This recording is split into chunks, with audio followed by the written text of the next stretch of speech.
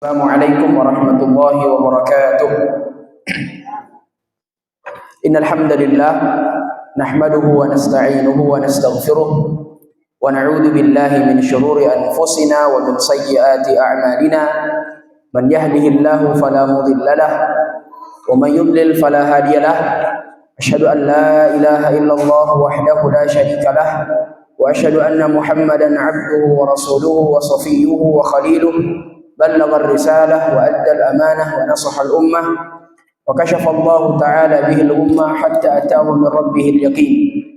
اللهم صل وسلم وبارك وأنعم على رسولنا الكريم نبيك المصطفى صلى الله عليه وعلى آله وصحبه ومن تبعهم بإحسان إلى يوم الجمع والدين. Para ikhwah dan akhwat, para muslimah yang hadir pada sore hari ini, alhamdulillah kita bersyukur kepada Allah Subhanahu wa taala atas limpahan nikmat yang dianugerahkan kepada kita semua, sehingga pada sore hari ini kembali kita duduk di rumah di antara rumah-rumah Allah Subhanahu wa taala.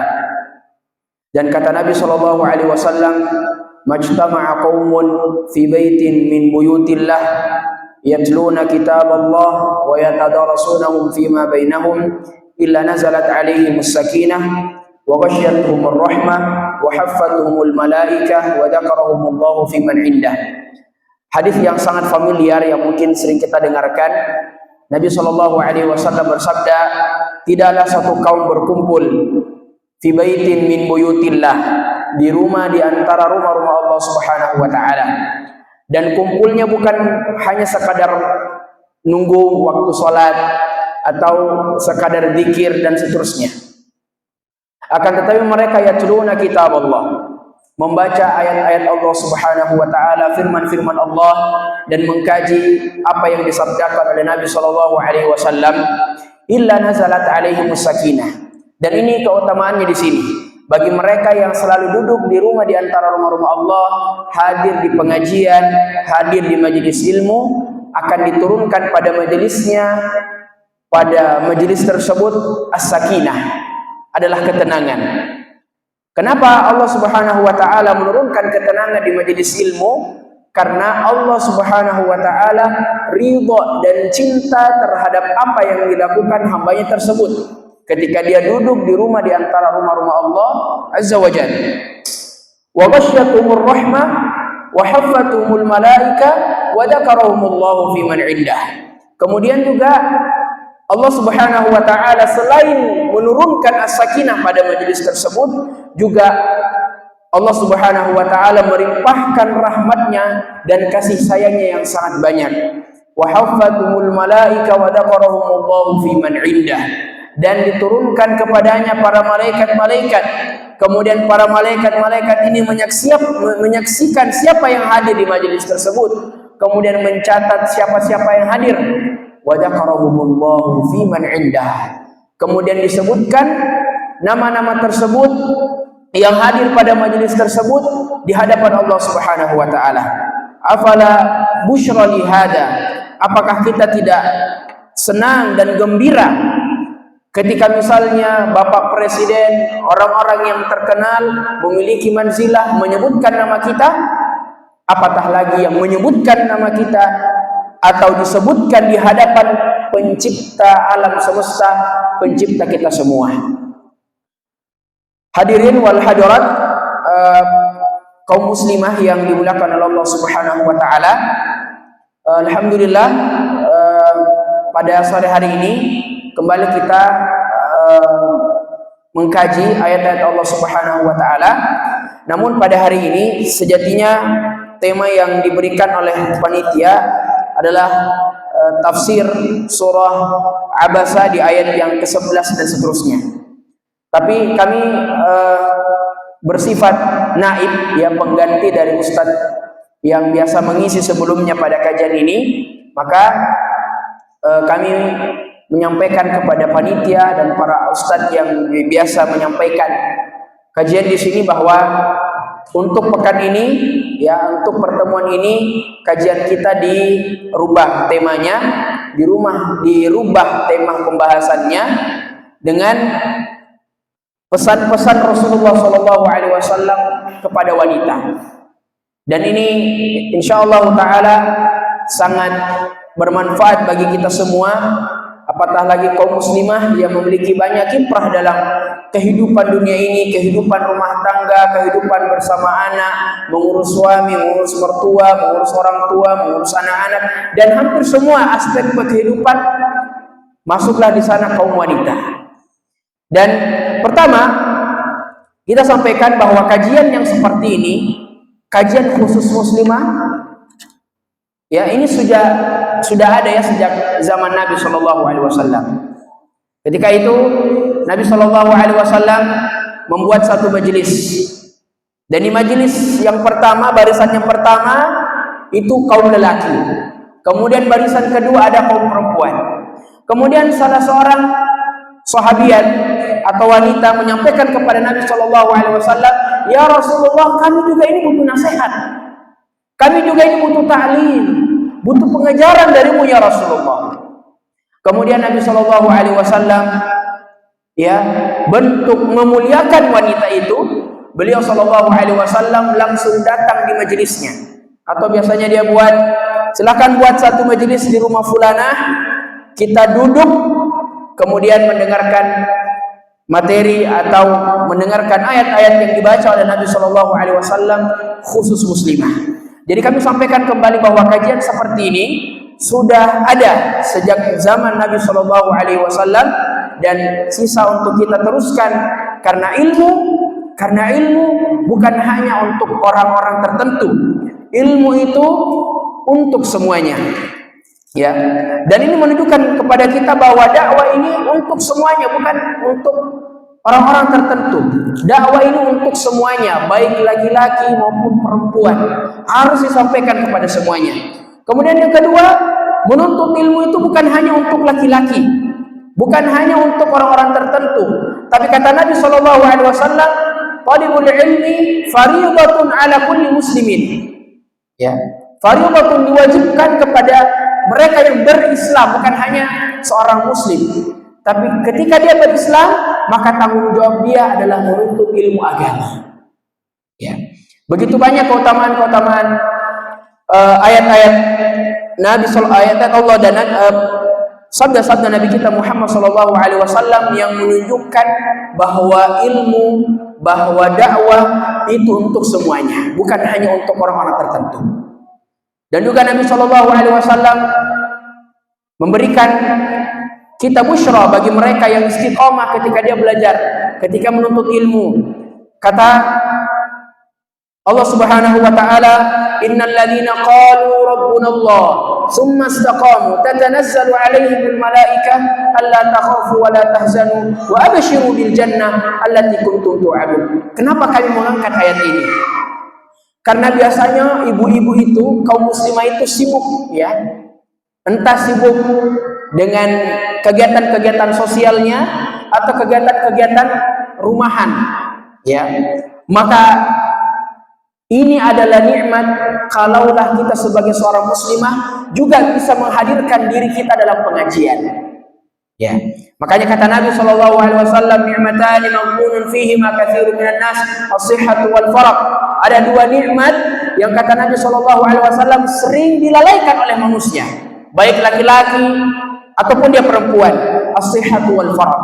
Maka ini sebuah kesyukuran, apalagi kalau kita istiqomah hadir di pengajian. Tsumma istaqamu tatanazzalu alaihimul malaika. Orang-orang yang beristiqamah kemudian mengatakan Rabb saya adalah Allah, diturunkan kepadanya malaikat. Kemudian malaikat mengatakan kepadanya, Allah takhafu wa la tahzanu. Jangan kalian takut. Apa yang dimaksudkan jangan kalian takut?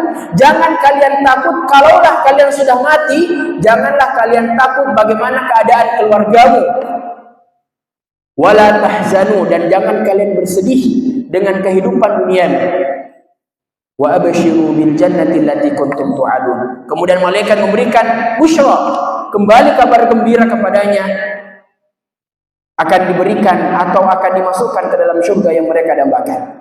Para kaum muslimah yang dirahmati Allah Subhanahu wa taala,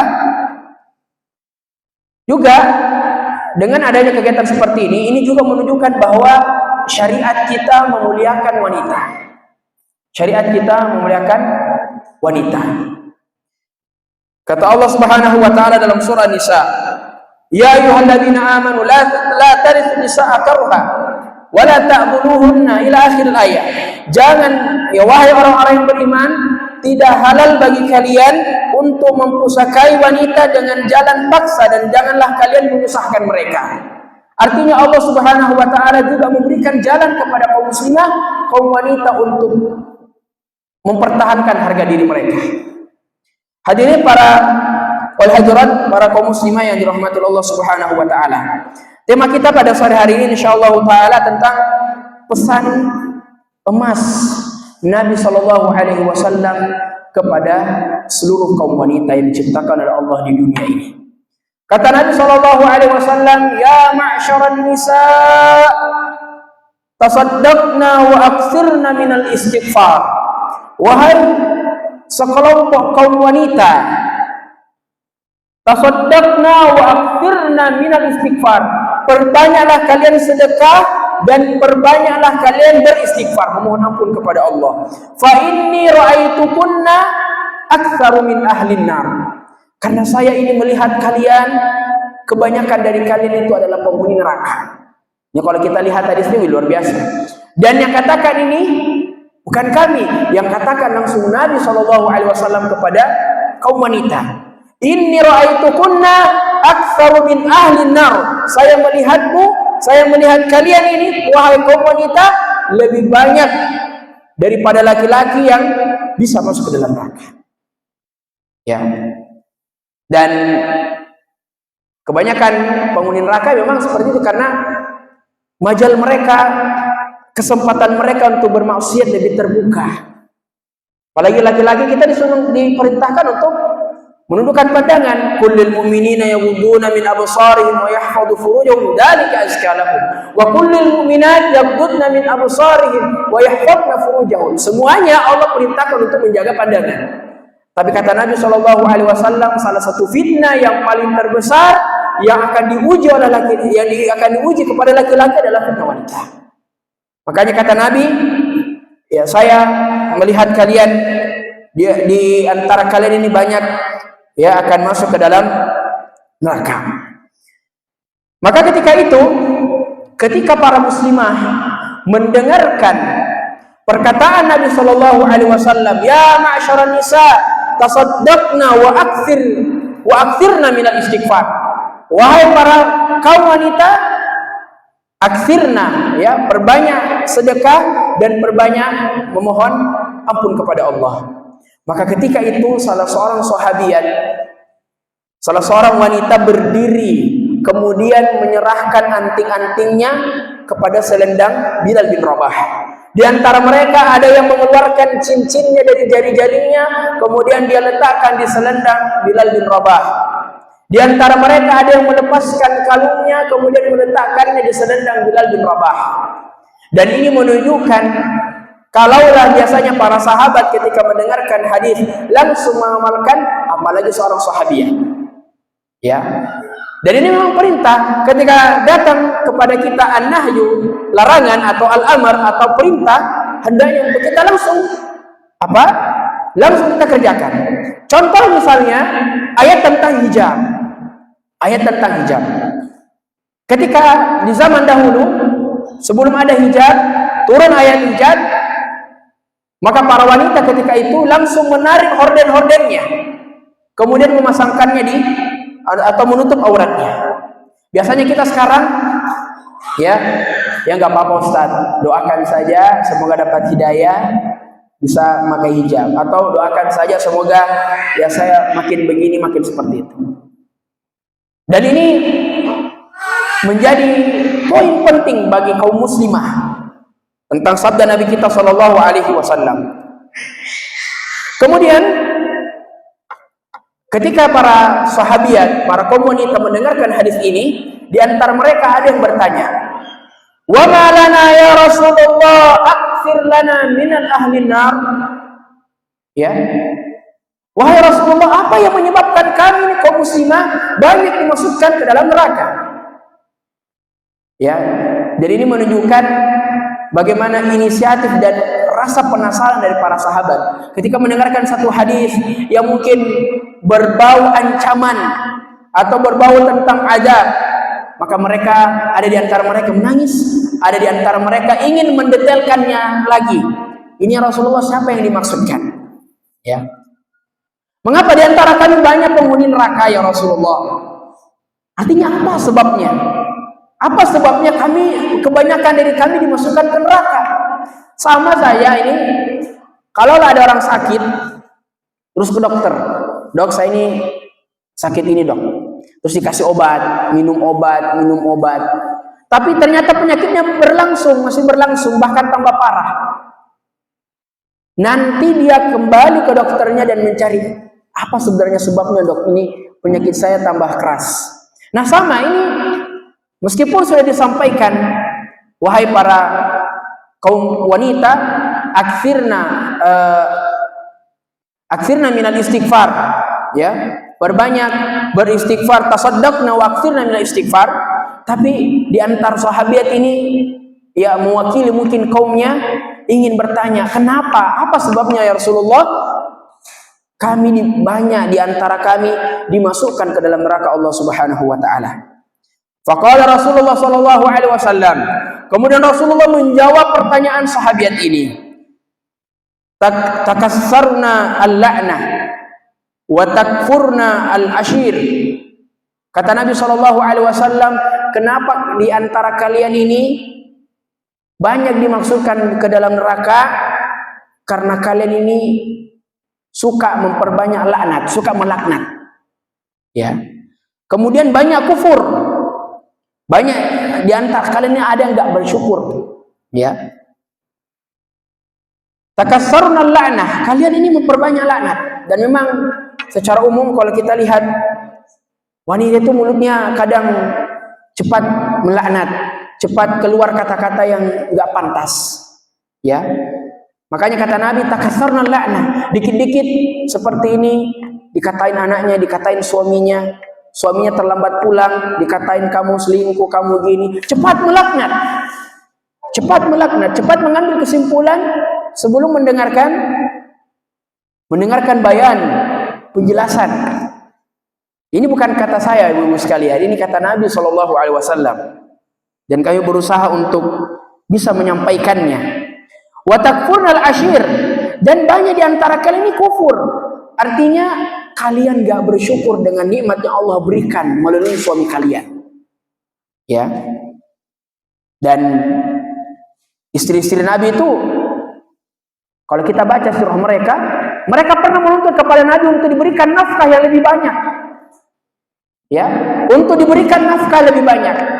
Karena kita tahu jumlah istri Nabi sangat banyak, lebih dari 4.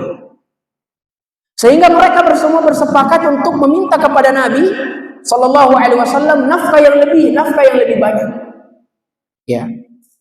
Kemudian Nabi Sallallahu Alaihi Wasallam memboikot mereka selama 1 bulan. Ya, luar biasa. Nabi kemudian memboikot mereka, tidak ngajak bicara, tidak makan sama, tidak tidur sama. Artinya memboikot mereka. Setelah itu, setelah berjalan kurang lebih 1 bulan, turunlah firman Allah dalam surah Al-Ahzab ayat 27-28. Dan di antara mereka, kata Nabi SAW, diabadikan dalam ayat itu, wahai para wanita atau wahai para istriku yang ingin kekayaan dunia, silahkan ke sini. Siapa yang mau kemewahan dunia, silahkan ke sini. Maka aku akan berikan kepada kalian, kemudian setelah itu saya ceraikan kalian dengan baik. Ini langsung Nabi mempertegas kepada mereka bahwa kalaulah kalian ingin mencari dunia bersamaku, jangan bersamaku. Makanya Allah Subhanahu wa taala ya kembali menegaskan di ayat setelahnya, wa in kunna turidna Allah wa rasulahu wad daral akhirah fa inna Allah a'adda lil muhsanati ajran 'azima. Tapi kalaulah kalian ini hidup bersamaku, kemudian menginginkan balasan dari Allah dan Rasulnya, dan balasan di hari kiamat, di hari akhirat, fa innallaha a'adda lil muhsanati ajran 'azima. Maka Allah Subhanahu wa taala akan memberikan ganjaran pahala balasan yang sangat luar biasa kepada lil muhsanat, wanita-wanita yang taat kepada suaminya, yang bersyukur dengan apa yang diberikan kepada suaminya atau apa yang dia miliki. Kita ini harus bersyukur. Jangan sedikit-sedikit ngeluh ya. Apa yang diberikan cobaan kepada kita, kita harus bersyukur. Karena dengan adanya cobaan, dengan adanya ujian, Allah kembali ingin menaikkan derajat kita. Semakin ketaatan kita bertambah, apalagi dalam lingkup keluarga kecil kita, semakin kita bersama kemudian bertambah ketaatan kita, maka Allah akan selalu menguji kita. Ya. Makanya kata Allah, apakah kalian yang mengaku beriman kemudian kalian tidak diuji? Sungguh orang-orang yang sebelum kalian itu mereka juga diuji. Artinya ketika Anda beriman kepada Allah, maka konsekuensinya Anda siap diuji. Ya, Anda siap diuji. Wa in kunna turidna Allah wa rasulahu wa daral akhirah, kalaulah kalian nikah bersamaku kemudian menginginkan Allah dan Rasulnya, artinya ingin taat kepada Allah, taat kepada aku, wa daral akhirah, kalian ingin kehidupan akhirat yang indah, fa innallaha, maka Allah akan memberikan ganjaran kepadamu. Dan begitulah kehidupan seorang mukmin. Ketika dia bertambah bersyukurannya kepada Allah Subhanahu wa taala, maka akan ditambah nikmatnya. Ketika wujud syukurnya adalah taat kepada Allah, ya. Ini kepada siapapun, bukan hanya kepada kaum muslimah, kaum muslimin, anak muda dan semuanya. Kami menasihati kami pribadi dan juga semuanya menyaksikan mungkin juga video ini dan seterusnya, bahwa ketika kita bersyukur kepada Allah Subhanahu wa taala, apapun yang Allah beri dan kita bersyukur, maka Allah akan ganti, bahkan akan menyiapkan sesuatu yang tidak kita duga-duga. Wa may yattaqillaha yaj'al lahu makhraja wa yarzuqhu min haitsu la yahtasib. Ya. Dan memang di salah satu faktor di keluarga yang biasanya menjadi faktor utama adalah ekonomi. Apalagi mungkin di antara kita suaminya pendakwah, suaminya aktivis dakwah, masya Allah. Ya, maka yakinlah semakin keluarga kita taat kepada Allah, maka Allah akan memberikan dia rezeki dari arah yang tak dia sangka-sangka.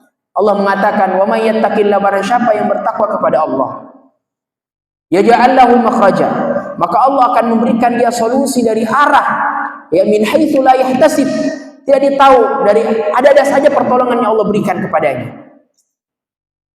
Saya gambarkan sekali lagi, kalaulah masalah rezeki itu menjadi penyebab kita, ya, kita dulu sebelum dilahirkan di dunia ini masih berada di kandungan ibu kita, masih ada di perut. Siapa yang menjamin rezeki kita? Allah. Allah memberikan kita makanan dari ibu kita, kemudian Allah memberikan kita pernafasan, kita bisa hidup di dalam meskipun nggak kerasa. Kemudian setelah itu dikeluarkan. Tapi kenapa kita setelah hidup di dunia ini, setelah besar, setelah dewasa, kita tidak percaya dengan rezeki dari Allah Subhanahu wa taala? Wa ma min dabbatin fil ardi illa 'ala Allahi rizquha wa ya'lamu mustaqarraha wa mustawda'aha kullu fi kitabim mubin. Allah berfirman dalam surah Hud, setiap binatang melata yang diciptakan di atas permukaan bumi ini, illa 'ala Allahi rizquha, kecuali tidaklah Allah menciptakan itu semua kecuali Allah telah menetapkan rezekinya. Jadi para kaum muslimah dan para hadirin serta pemirsa yang menyaksikan video ini, bahwa perkara kehidupan yang sulit yang kita alami itu memang dari awal sampai akhir sulit. Ya. Makanya Allah mengatakan laqad khalaqnal insana fi kabad. Sesungguhnya kami menciptakan manusia itu dalam kesulitan. Susah memang dari awal sampai akhir ini sulit.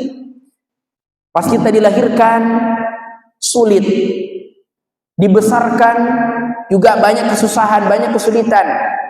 Pas sudah menikah, ada juga kesulitan yang kita dapatkan. Ya, maka konsep untuk kita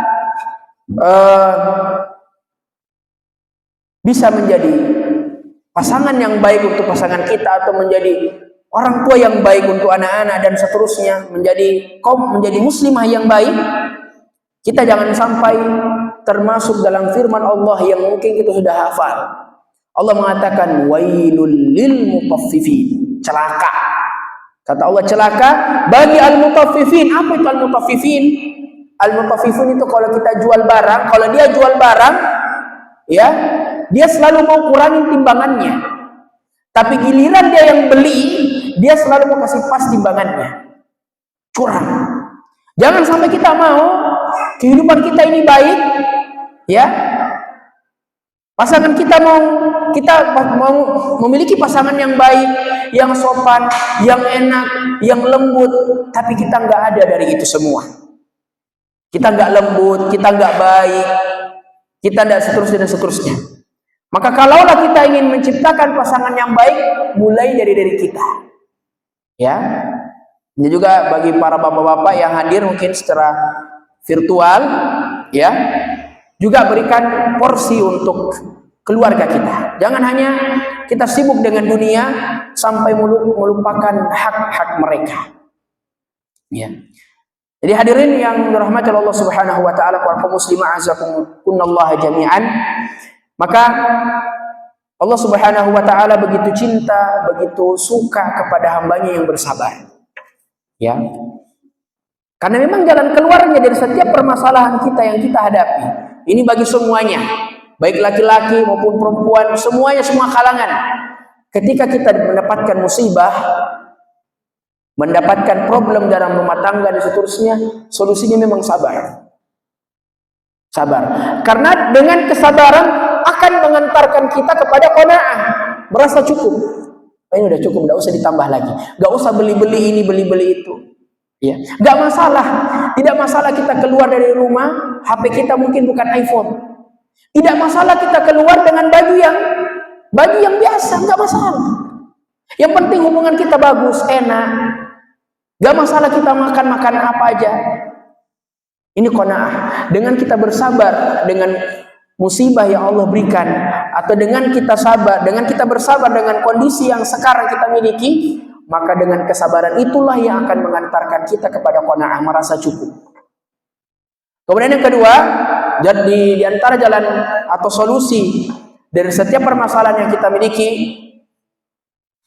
adalah dengan beristighfar. Ya. Karena beristighfar, apalagi tadi kata Nabi SAW ketika para sahabat bertanya, wa malana ya Rasulullah aktsaru min ahlin nar, apa yang menyebabkan kami masuk ke dalam, kebanyakan dari kami masuk ke dalam neraka? Kata Nabi SAW, karena kalian ini suka melaknat, kemudian kalian ini suka kufur. Untuk melaknat, solusinya tadi adalah istighfar. Apa yang kita lakukan? Kita berusaha untuk meminta maaf kepada orang yang kita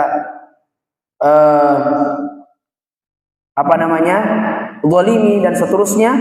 Kemudian setelah itu kita bertobat kepada Allah Subhanahu wa taala untuk tidak kita ulangi. Ya. Jadi ini diantara banyak jalan keluar yang Allah berikan kepada kita. Apapun yang kita alami, apapun yang kita rasakan, semua adalah kuncinya sabar. Karena sabar itu akan mengantarkan kita kepada qanaah. Kemudian kita beristighfar atas apa yang apa yang diucapkan dari lisan-lisan kita dan apa yang kita katakan. Maka para hadirin wal hadirat, para kaum muslimah azakumullah jami'an, inilah pesan-pesan Nabi SAW yang semoga kita berharap dengan pesan-pesan ini kembali mensucikan jiwa kita, kemudian mendekatkan diri kita kepada Allah Subhanahu wa taala, dan juga memperbaiki hubungan kita kepada pasangan, kemudian merubah diri kita ini, merubah kehidupan kita ini menjadi lebih baik. Karena sebagaimana yang kita sebutkan bahwa ketika datang ayat atau ketika datang perintah, maka para sahabat langsung mengerjakannya. Ketika datang an-nahyu, datang larangan, maka para sahabat langsung menjauhinya. Ya, maka ketika itu tasaddaqna wa aktsirna minal istighfar, perbanyak sedekah dan perbanyak istighfar. Maka di antara mereka ada yang langsung menyumbangkan, ya, menyumbangkan apa? Menyumbangkan anting-antingnya. Kenapa Nabi menyebutkan tasaddaqna? Kira-kira apa sebenarnya hikmah kenapa Nabi mengatakan tasaddaqna, perbanyak sedekah? Karena memang kebanyakan perempuan itu pelit, tidak mau kasih keluar hartanya, tidak mau sedekah, tidak mau ini, tidak mau itu. Makanya kata Nabi, tasaddaqna, perbanyak sedekah. Ya, apalagi yang punya banyak perhiasan dan seterusnya, kita punya ada zakatnya itu masing-masing. Maka kita keluarkan dengan sedekah dan seterusnya. Wa aktsirna minal istighfar, dan perbanyak kalian meminta ampun kepada Allah Subhanahu wa taala. Demikian yang dapat kami sampaikan. Saya rasa cukup untuk kajian kita pada sore hari ini. Semoga yang kami sampaikan ini bermanfaat untuk kami dan juga para kaum muslimah dan pendengar, dan semoga Allah Subhanahu wa taala memberikan kita kehidupan yang tenang sebagaimana yang sudah disebutkan, sakinah, mawaddah, warahmah.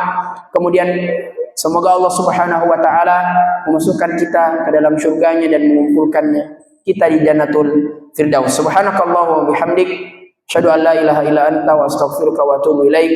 Wassalamualaikum warahmatullahi wabarakatuh.